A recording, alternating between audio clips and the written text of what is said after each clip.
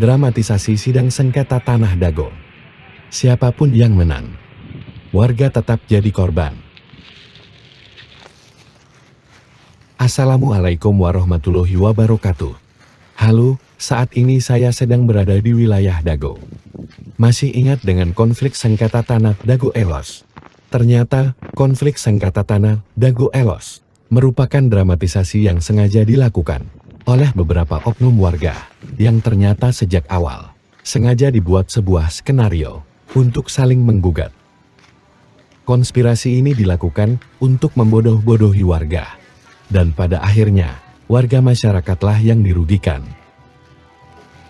Berikut ini merupakan sepak terjang dari oknum warga yang merupakan mafia tanah. Diceritakan oleh seorang tokoh masyarakat, yaitu Muhammad Diyaman, yang sebelumnya pernah menjabat sebagai Ketua RT 07 RW 01 Cirapuhan Dago. Bismillahirrahmanirrahim. Berikut ini kami sampaikan sepak terjang riwayat hidup mafia tanah yang selama 40 tahun ini. Pada mulanya dia datang tahun 1960-an. Ayahnya bernama Ahya. Bersama adiknya, yaitu Ada, diberi naungan oleh pribumi keluarga besar Nawisan Tomi Rokayah binti Tama bin Eneoko bin Nawisan. Mafia tanah yang bernama Asep Makmun ini mulai berkenalan dengan mafia tahun 1984. Kemudian tahun 90-an Asep Makmun dan Didi Koswara memecah tanah adat pribumi Wisoma binti Tomi Rokayah, yaitu yang ditinggalin bapaknya tadi, yang ngasih naungan bapaknya pribumi, yang kasih naungan bapaknya itu tadi. Tahun 92 Asep Makmun sepakat dengan Iwan Surjadi, bosnya PT Batu Nunggal Indah.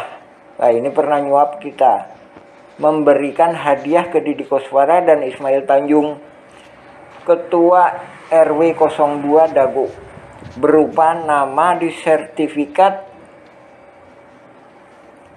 Ini merupakan lahan Pak Bagio yang lahir tahun 1900,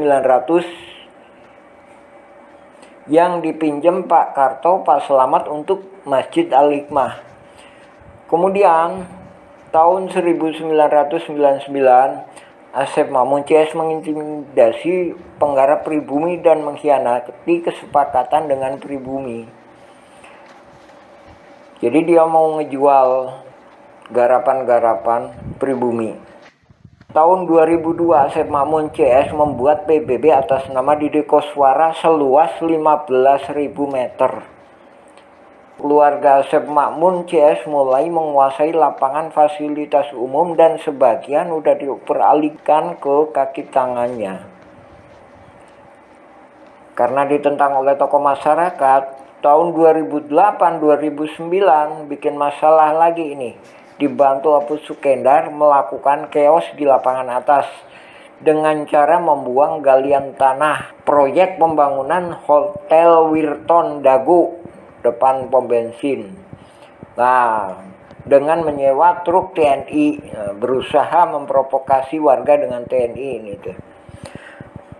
Tahun 2008 sampai 2014, nah ini Asep Makmun ini aktif bersama kaki tangannya pihak-pihak luar.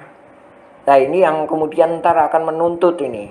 Ini kaki tangannya pihak-pihak luar mempelajari tanah Igendom 3740, 3741, 3742 dan 6467.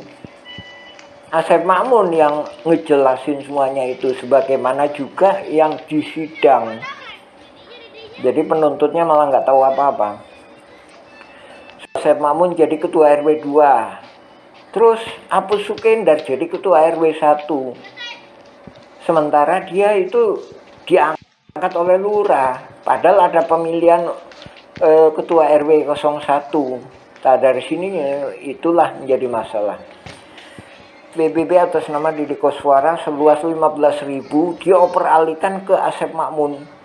Nah, menurut keterangan petugas PBB, ini ada di tangan Deddy Muhammad Saad. Menurut petugas kantor PBB, Muller menuntut warga Dagolos RW 2 dan 3 orang warga RW 1. Nah, ini warga RW 1 Deddy Koswara, saudara iparnya Asep Makmun. Apus Sokendar Alosana, nah ini temennya Asep Makmun, temen yang biasa nyari tanah-tanah yang gak jelas ini. Warga Dagolos diwakili Asep Makmun. Pembelaan Asep Makmun gak ada padanya, yaitu tadi dioperkan ke Deddy M. Saad. Jadi warga Dagolos menang, yang menang warga Dagolos dan pihak lainnya. Kalau Muller menang, yang menang ya pihak lain warga. Nah, kita juga dirugikan. Baik menang atau kalah, baik mereka tempur atau damai, kita dirugikan. Nah, terus Muller mengakui ada 3 egendom, bukan 4. Keterangan polisi ya sah-sah aja, iya. Tapi yang masalahnya keempat itu 6467 itu identitas. Maksudnya gimana? Jadi ada pribumi yang lebih dulu. Salah satu tandanya itu di 6467 ada makamnya. Nah, terus ada wacana mau damai. Nah, damai itu kita itu warga-warga ini ada yang nggak pegang secuil kertas pun surat tanah. Kenapa? Karena diintimidasi. Jadi ini mohon bantuannya utamanya juga kepada Presiden dan TNI, mohon turun ikut serta, karena ini perang ini perintah dari Panglima Angkatan Tertinggi Republik Indonesia, yaitu Presiden, yang menyatakan perang terhadap mafia tanah. Ya, terima kasih.